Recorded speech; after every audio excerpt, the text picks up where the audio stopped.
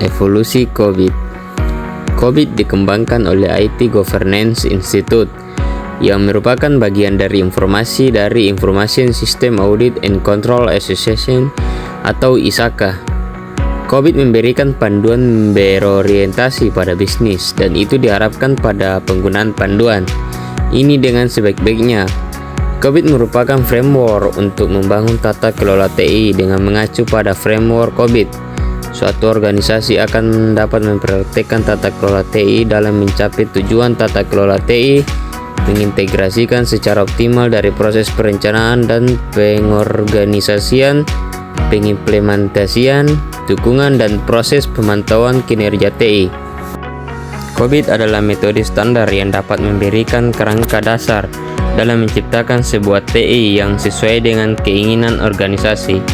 COVID bertujuan untuk menyediakan model dasar yang memungkinkan pengenalan aturan yang jelas dan praktek yang baik dalam pengenalan informasi dalam suatu organisasi perusahaan dalam mencapai tujuannya.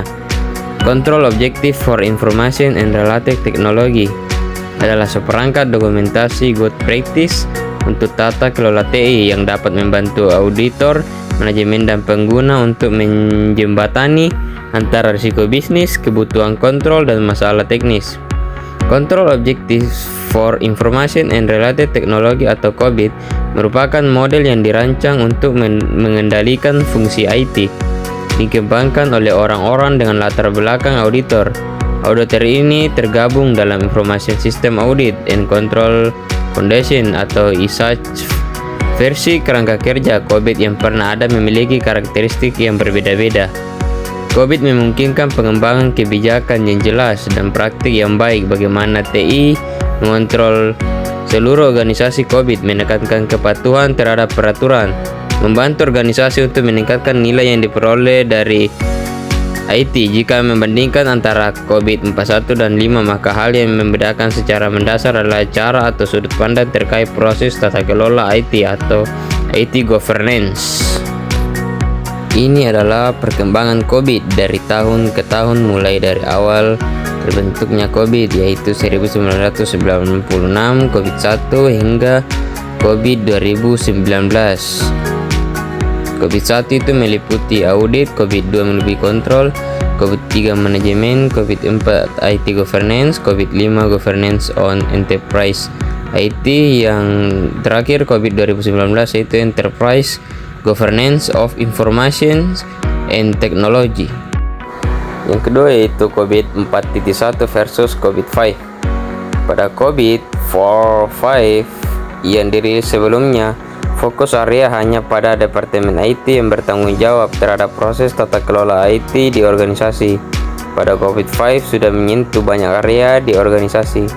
Pada COVID 4.1 tujuan enterprise didorong oleh tujuan bisnis, dan tujuan tata kelola menjadi pendorong untuk proses-proses dalam tata kelola IT. Pada COVID-5, kebutuhan pemangku kepentingan stakeholder yang menjadi pendorong tujuan tata kelola untuk menghasilkan suatu nilai realisasi manfaat, optimasi risiko, dan optimasi sumber daya. Pada COVID-5, antara fungsi manajemen dan fungsi tata kelola sudah dipisahkan secara tegas. Pada COVID 4.1 lebih cenderung hanya fungsi manajemen saja.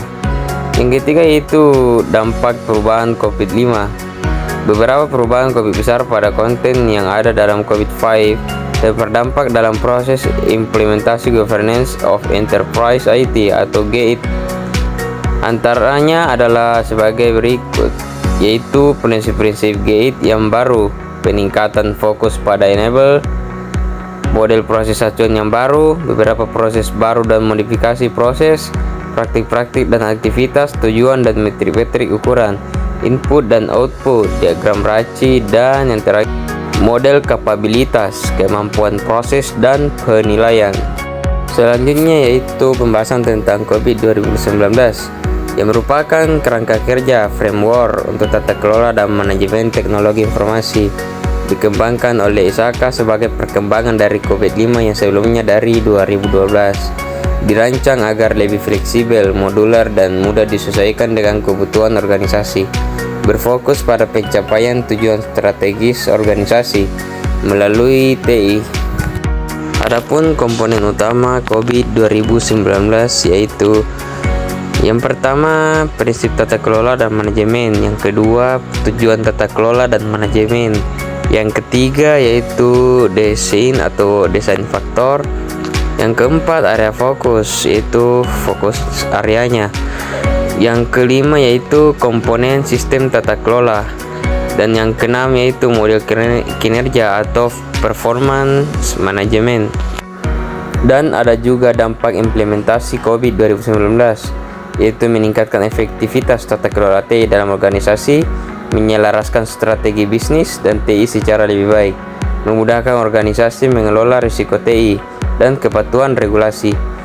Yang keempat, memberikan fleksibilitas dan merancang sistem tata kelola yang sesuai konteks. Dan yang terakhir, mendukung pencapaian tujuan bisnis dan transformasi digital. Dan berikut perbandingan yang lebih jelasnya antara COVID-5 2012 dan COVID 2019.